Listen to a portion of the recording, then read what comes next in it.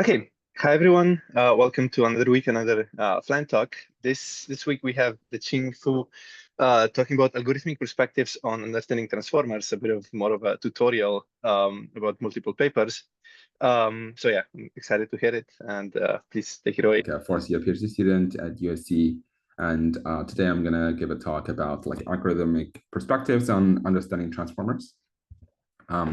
So here's an overview of my talk. I kind of divided into three parts. First part is kind of a traditional topic about understanding transformers from the perspective of in-context learning, like how LLMs can learn from demonstrations and if-any algorithms that the algorithm has learned. And I think from just learning some in-context demonstrations. And the second one is that how we kind of using some tools to understand how LLMs do basic mathematics, like in some additions, multiplication tasks. There are majorly two hypotheses of how LLMs do. One is that it kind of just memorize all of the possible combinations of addition patterns, and the other is learn some actual algorithms to compute additions.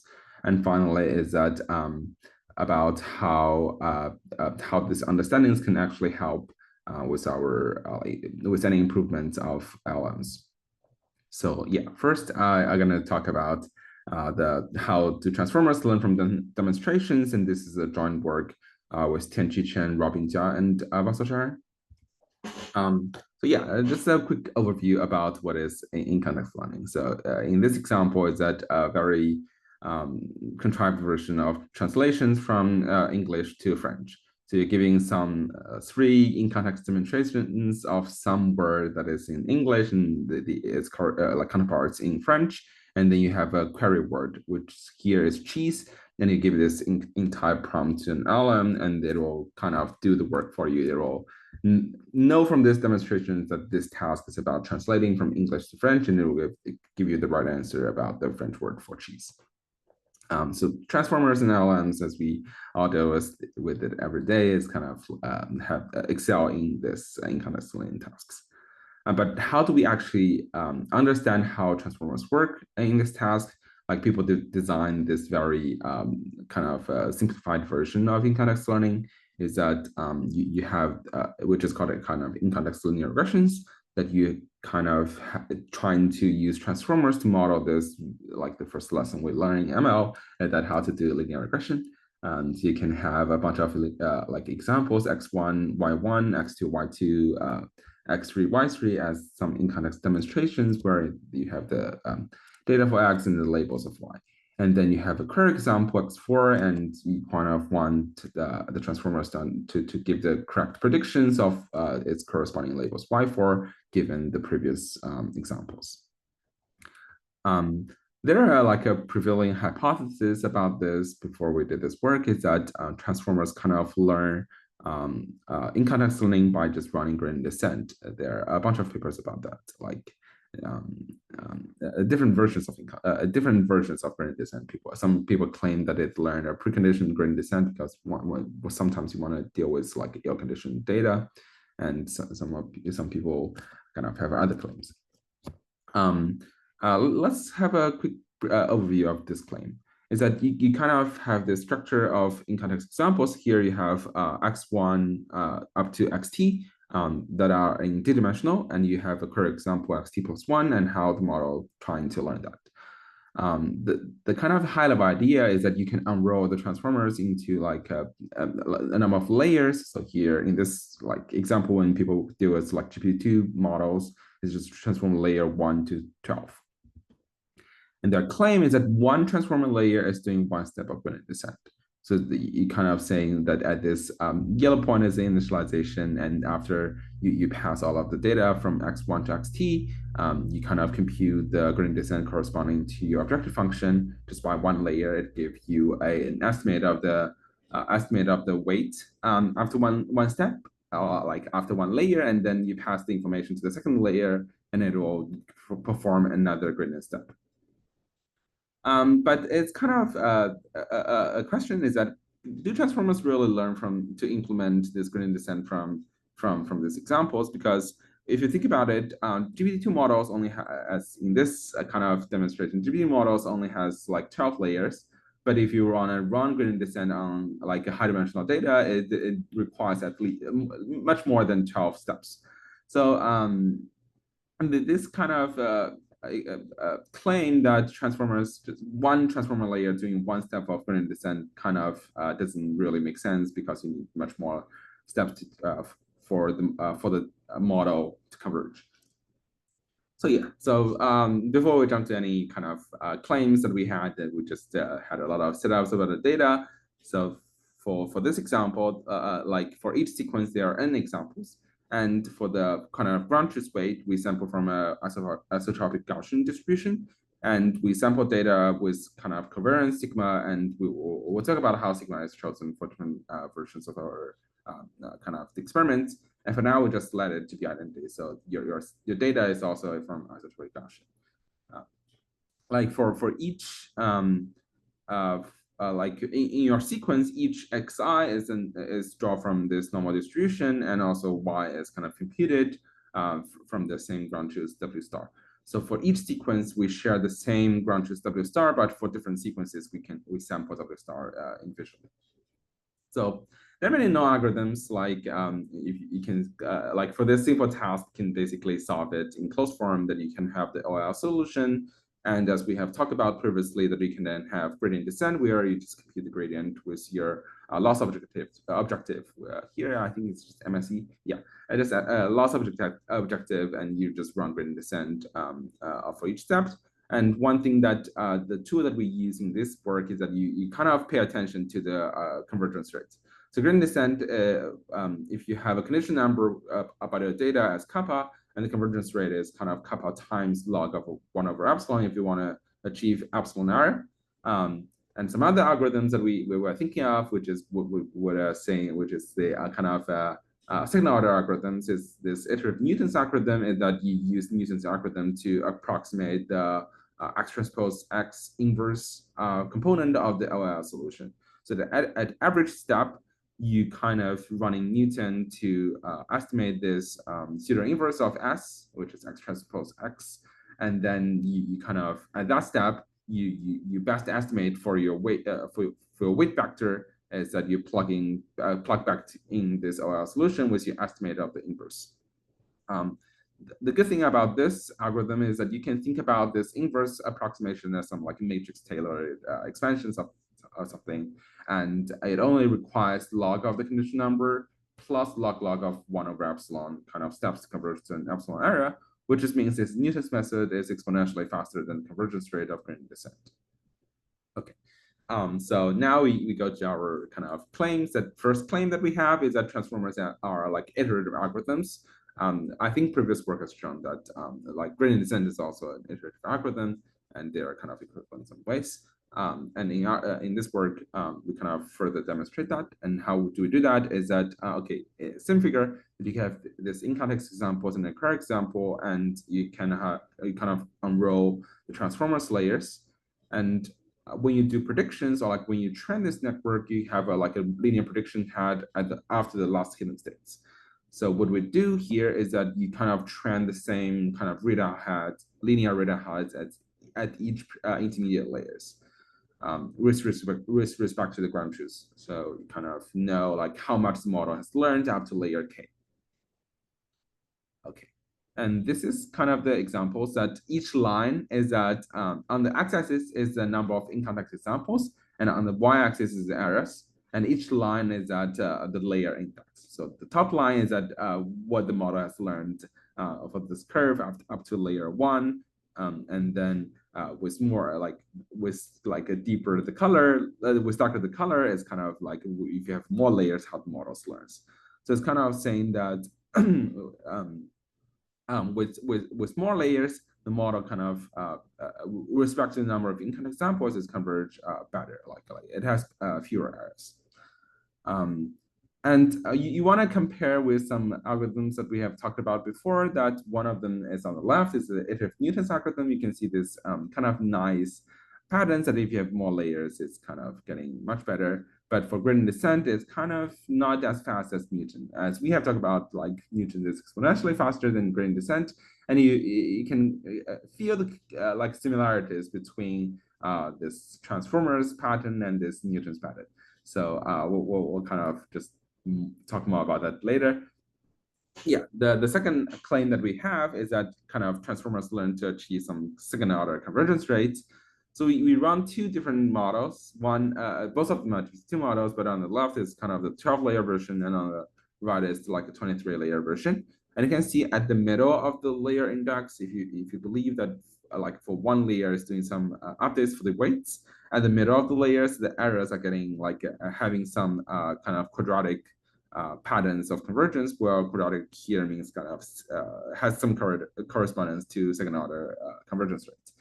So so on the left, on the 12th layer, from layer 3 to layer 8, there is a like curved quadratic convergence, and on the right, from layer 7 to layer like 15, there is also kind of a very prominent quadratic pattern there. How do we actually like theoretically measure whether we can have a second order convergence or something? Like all of these previous claims that we just look at some curves and we just make some conclusions? Is there a way to formally quantify that? So we kind of designed this similarity of areas to measure the similarity of two algorithms, that after some steps of one algorithm and after some steps of the other algorithm, you have the predictions given t examples. So here is that how this prompt works is that once you see x1, what's your predictions with algorithm 1? Like if your data has one example, what's your predictions with algorithm 1? If your data has two examples, what your prediction with algorithm A is like y2 over A. And then you have this sequence. Once you have from 1 to t examples, you have a sequence of your predictions. And for algorithm B, similarly, you can have another sequence of predictions from y1b up to like ytb.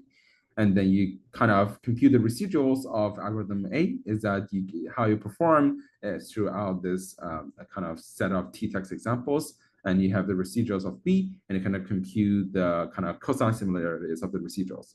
And we imagine that if two algorithms perform similarly, then they kind of have similar kind of residual patterns. We have some other metrics that I'll talk about later, but this is kind of the most simplest one that we can think of to measure the similarities of two algorithms.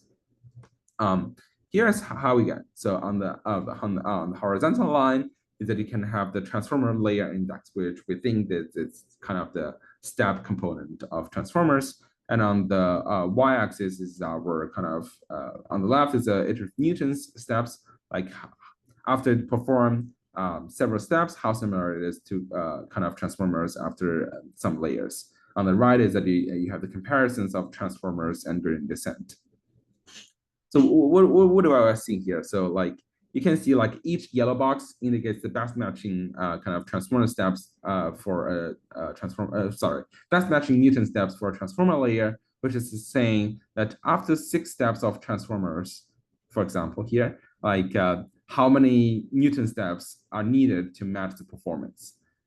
So here we're saying that the best number here is 10, which means like if you wanted to achieve the performance after 6 transformer layers, you need to compute like 10 Newton steps. On the right is a totally different story, that if you want to if you want to achieve like 7 transformer layers performance, you need to like 200 steps of gradient descent. I think the interesting thing is that you look at the patterns, that on the left, you can see that one transformer layer is kind of approximately doing 3 steps of Newton iterations. And it's kind of a linear trend here. So that with more layers is kind of consistently doing about 3 Newton steps. But on the right, when you compare transformers with gradient descent, there's clearly an exponential trend, but we need to verify whether this is exponential or some other kind of patterns. So to validate that it's exponential, we can just, I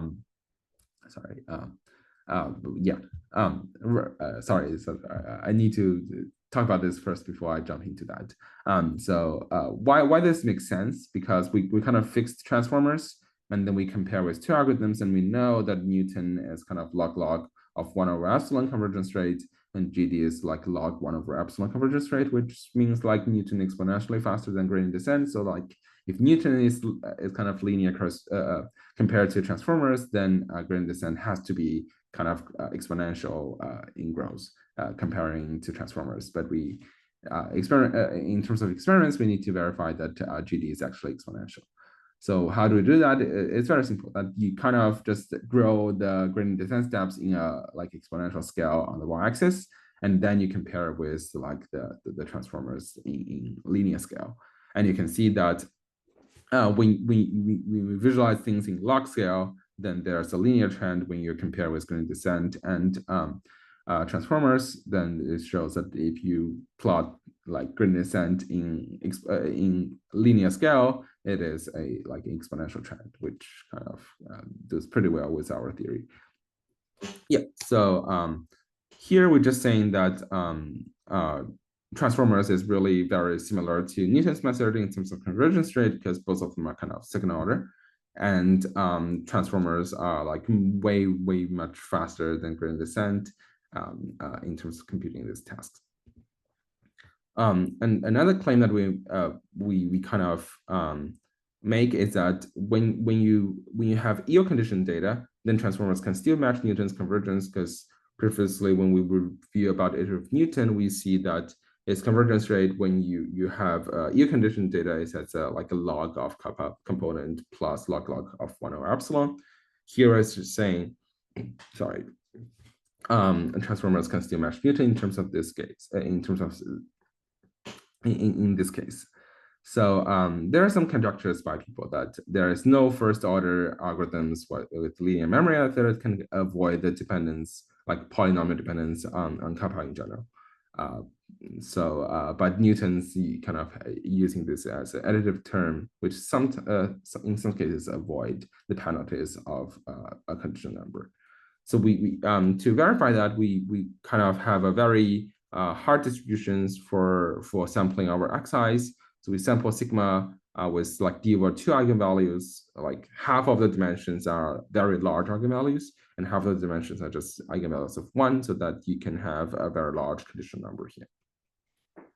And we uniformly sample the eigenbases, so you cannot just learn a fixed eigenbasis. So some of the previous claims that transformers learn preconditioned kind of gradient descent doesn't apply here, because for that you need to learn like a fixed preconditioners for all the cases.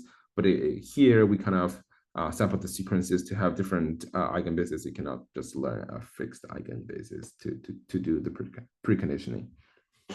And here's kind of our results. The x-axis is the number of steps, where in transformers you can kind of use equally of steps and layers in this work.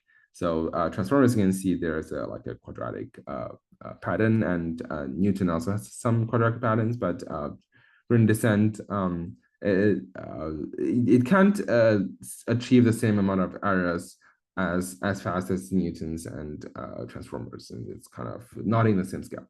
But transformers and Newton, I would say like quite similar here. So yeah, from the lens of radon convergence, we can have this conclusion that gradient descent, it has kappa times log of 1 over epsilon convergence rate, which classify it as like a first order algorithm. And Newton, by classification, is a second order algorithm, which takes like log of number of steps for gradient descent to converge.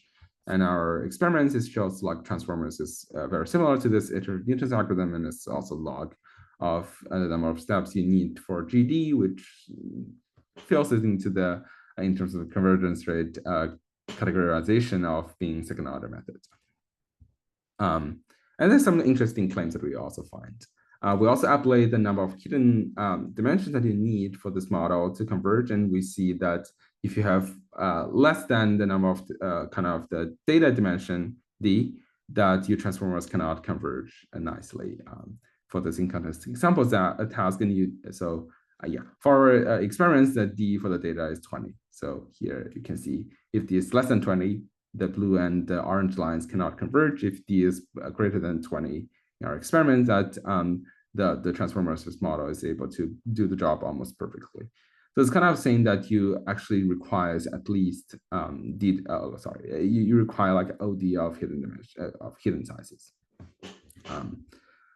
Right. So the next question for any theory work is that can transformers really like represent this complicated of a method as the iterative Newton with like polynomial layers? Because like transformer layers is fixed and Newton is kind of a very complicated algorithm. And we want to show that, yeah, this is actually possible.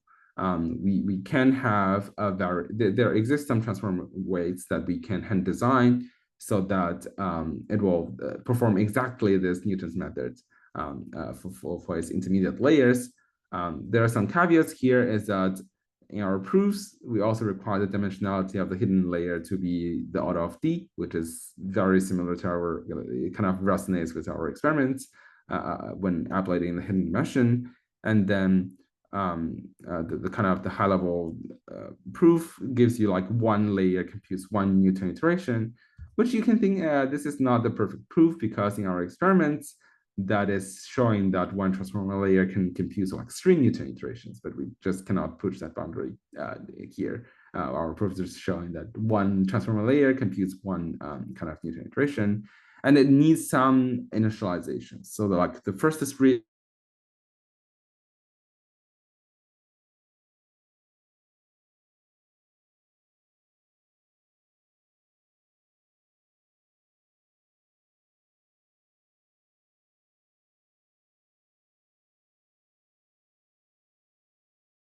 kind of this again.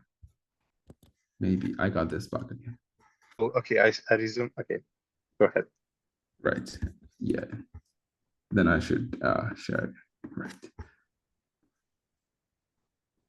Yeah, we're behind. We're saying that you need some initialization and like first discrete transformers to transformer layers to the initializations, and like last 5 layers at the end are needed to read out the predictions, which is kind of resonates with our previous experimental results as well. Like in our, if you still remember that, like the y-axis is the errors and axis is the transformer index, you kind of, there's, I probably should jump there. Here.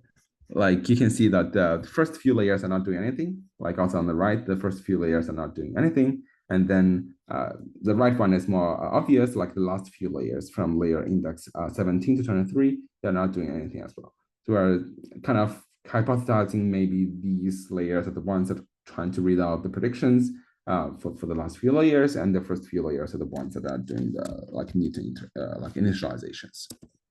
Yeah. All right. Now I go back. So yeah, so there are a lot more information in the paper that I didn't talk here, but I kind of covered high level stuffs. So when you have a noisy linear regression task, when you have like noises after you W transpose X term, the transformers also achieve the same second order convergence rate. Everything looks exactly the same. And then we also do experiments on LSTMs. And we show that LSTMs cannot improve over layers a lot, and they behave more like an online gradient descent, that they don't have long-term memories of previous examples. They just update, see one example and update the gradient and do this online cheating algorithm.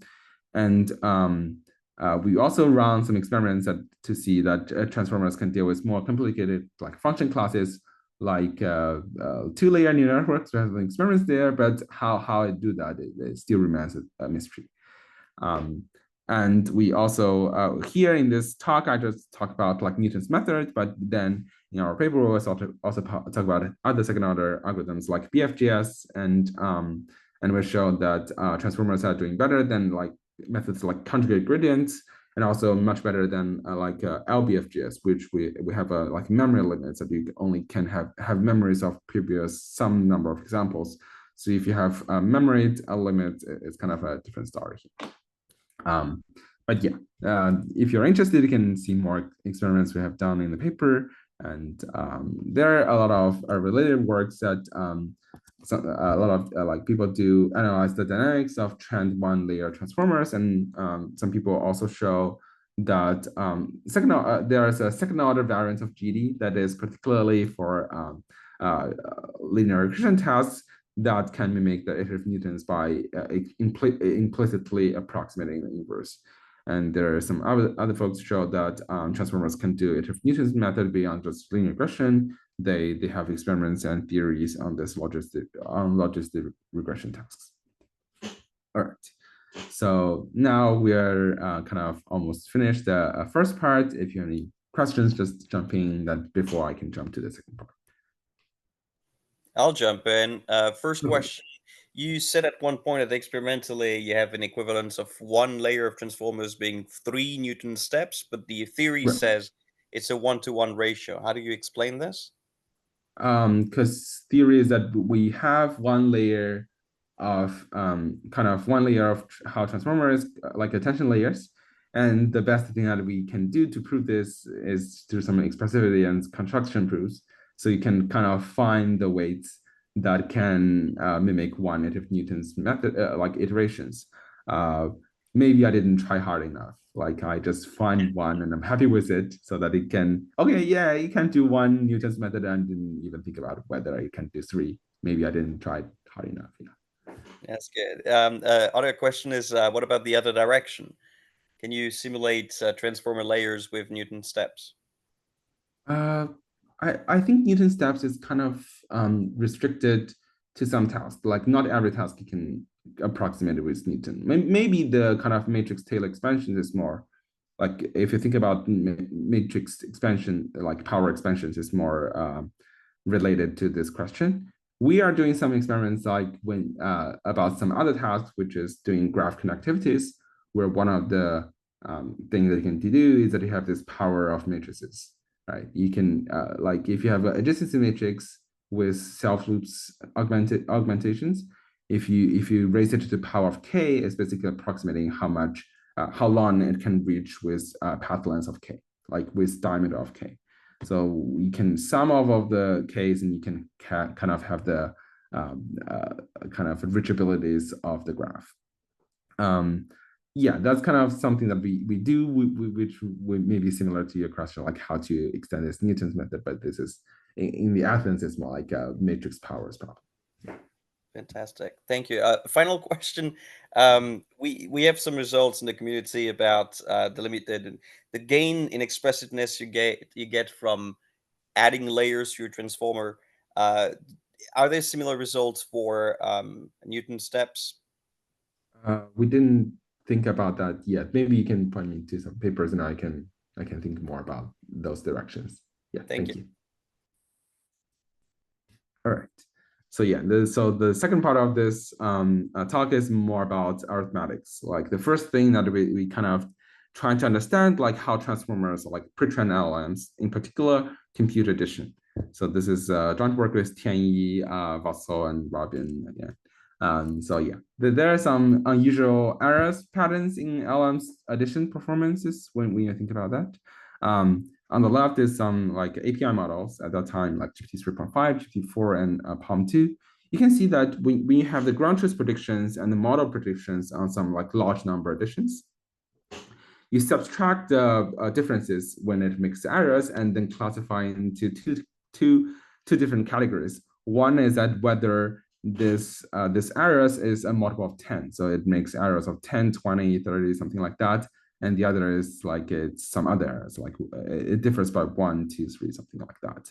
And you can see like for these API models from large numbers, it's usually the error is usually differed by a multiple of 10. And when you do some open models, at that time we did like GPT-2, OMO, and Phi2. It's kind of the same pattern. Like most of the cases, it makes errors as a multiple of 10. Yeah. So this is kind of a mystery. It's like why models kind of make wrong predictions. They kind of have particular interesting patterns. Here is that most of the time, some statistics like GPTJ has like 93% of the time the errors are multiple of 10, and like for like 100, like most all the cases that we tested, they make errors as multiple of 10. So like the takeaway here is that LMs perform additions in some unexpected ways. Like they're not kind of simply remembering answers. If you just remember answers, there is kind of no explanation I can think of that you remembered one, you remember the wrong answer as like that differs by a multiple of 10. So yeah, the first thing that we do is that you kind of want to investigate the token embeddings about these models. And we just plot the t-SNEs. I think it's t-SNEs. Yeah, like the t-SNEs of the token embeddings of the GPT-2XL models, and we kind of colored. We run clusterings on it, and we just color each cluster. And you can see that there are some quite interesting patterns that if you look at numbers from 0 to 9, there's one kind of cluster there, and the grays are ones that are from 90 to 99, and each kind of Zmod 10Z group are kind of clustered together, except for there's a very interesting ones that are multiple of 10. So all of the numbers that are multiple of 10, like 10, 20, 30, up to 100, have this very close distance among each others. So this is kind of thing that the model are actually learning some interesting structures that we never thought of. And one thing that you can think about is that you can kind of analyzing the kind of using Fourier transforms to do the analyzations of the number embeddings.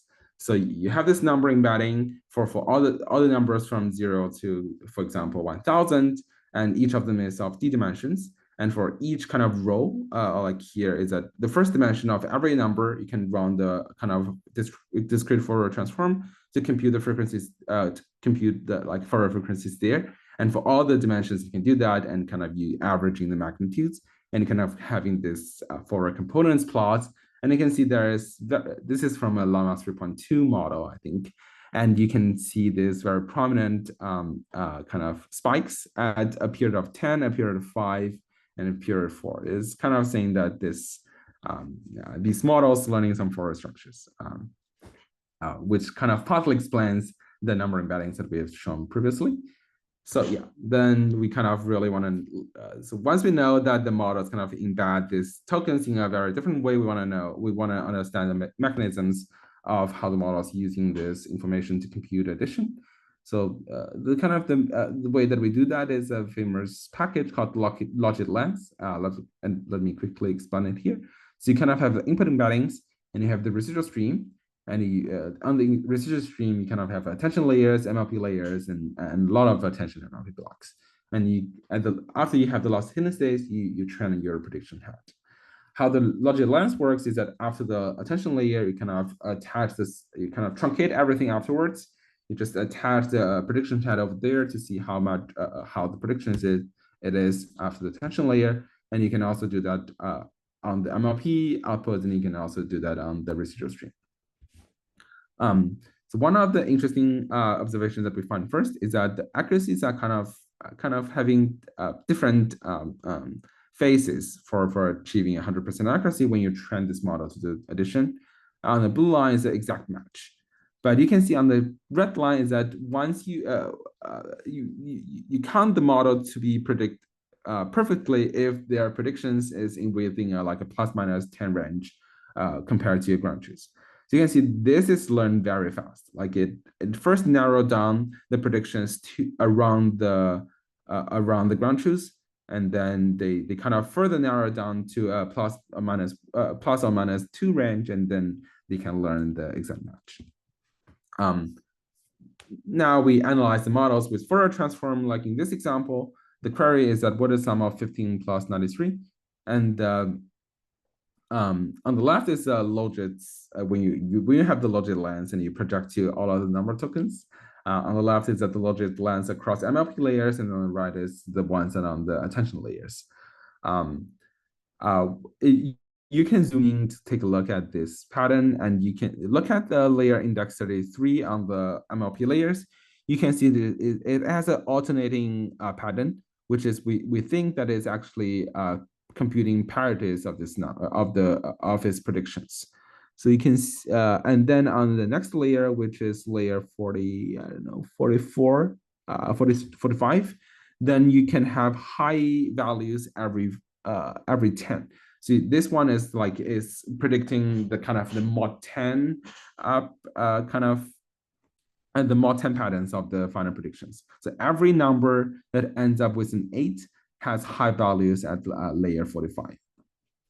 But attention layers, you cannot see this kind of nice patterns. There are some of them. Like at 33 is also some kind of modulo 5, I guess.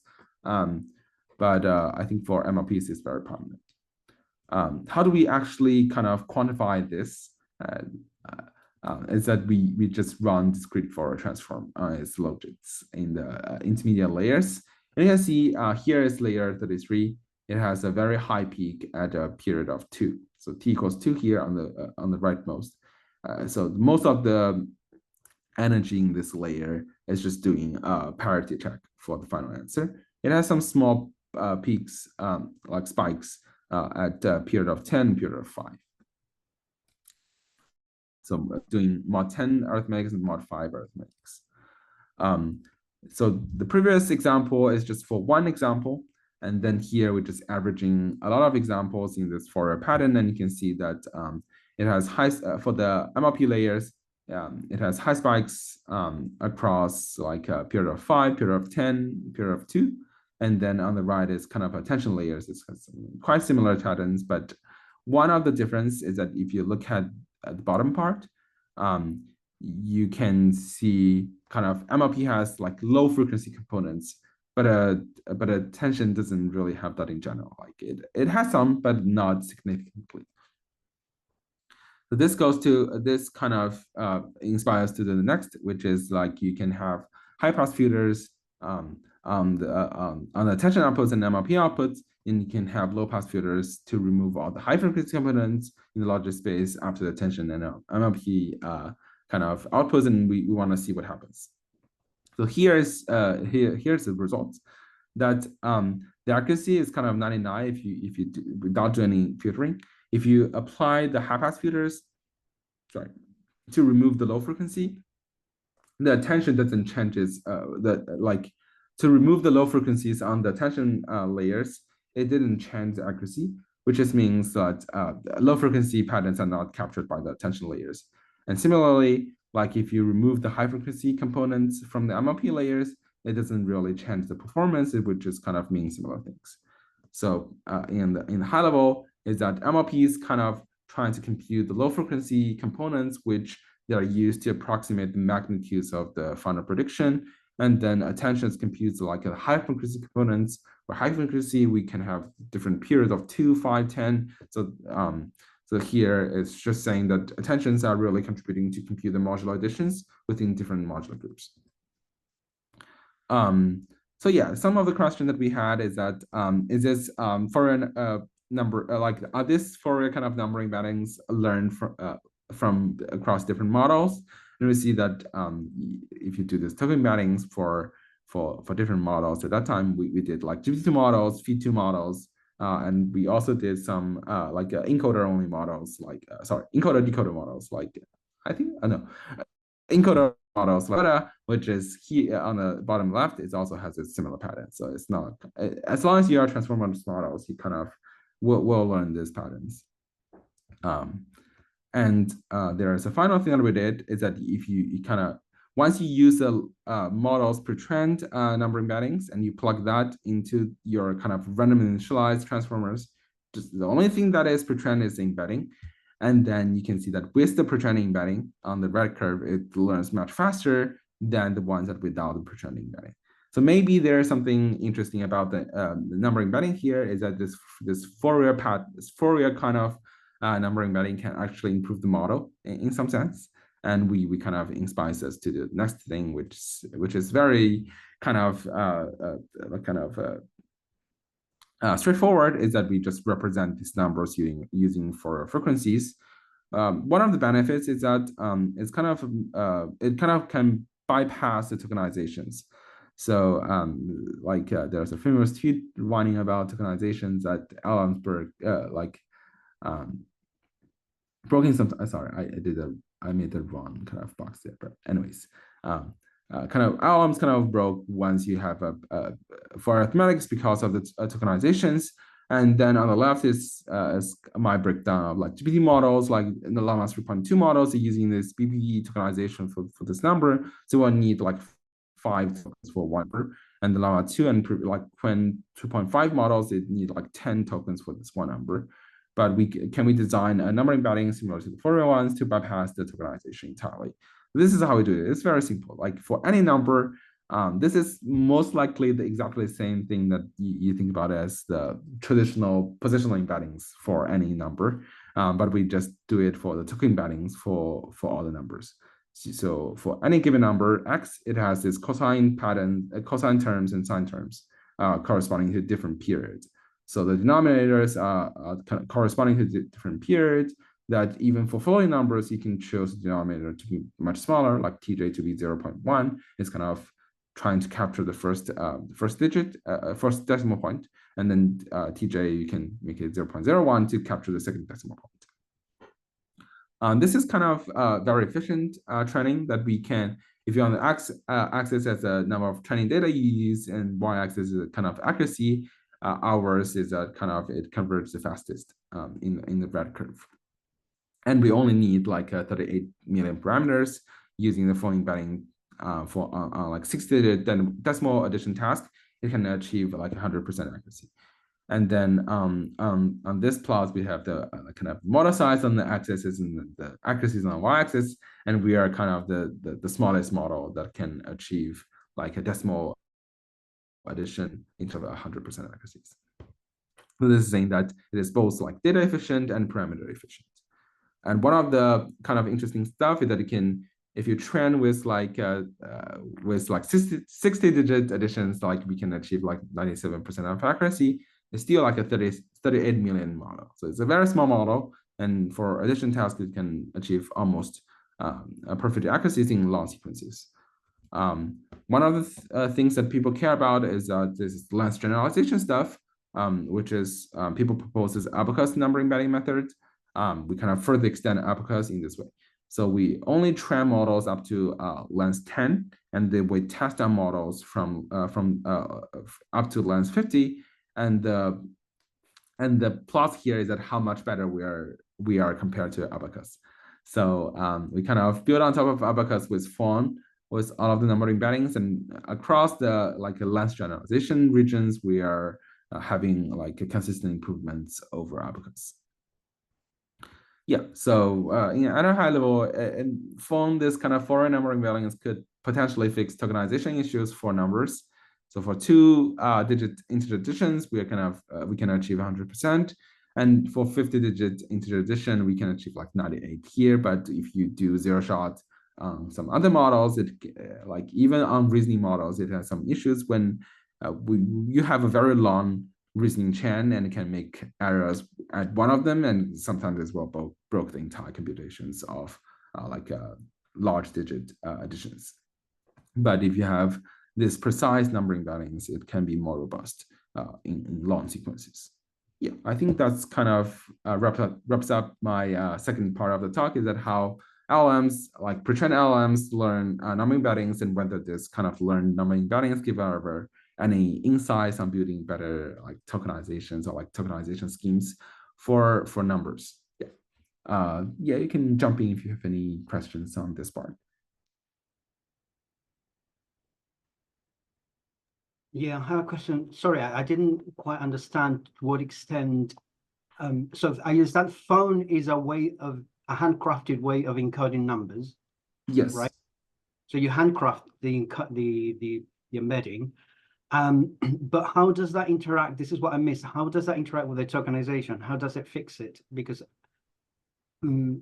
I didn't get the idea that I was looking for, which is that you've proven that if you fix the encoding, the tokenization doesn't matter. Is that the case or not? I don't. Yeah. So like for this case, like this number for the GPT-4 tokenizer, it is broken down into 5 tokens. But 5 tokens for one number, sometimes there may be some information loss, that some miscomputations internally in the model, like in the chain of thought, it can kind of misinterpret what this number is. But how phone does that, it kind of treat the entire number as a whole. So you use this phone number for phone number embedding for the entire number.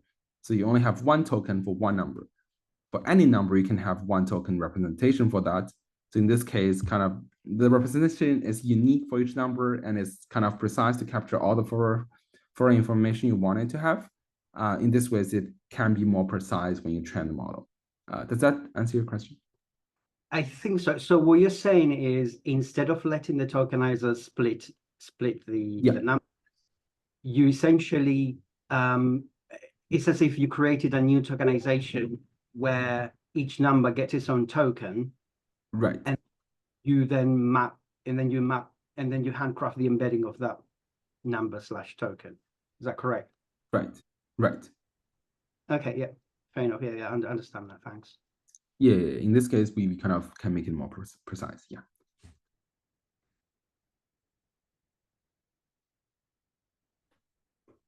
Yeah. All right. That's kind of everything I prepared for this talk. Thank you, everyone. If you have any more questions, you can just jump in and or like send me an email or something. Yeah.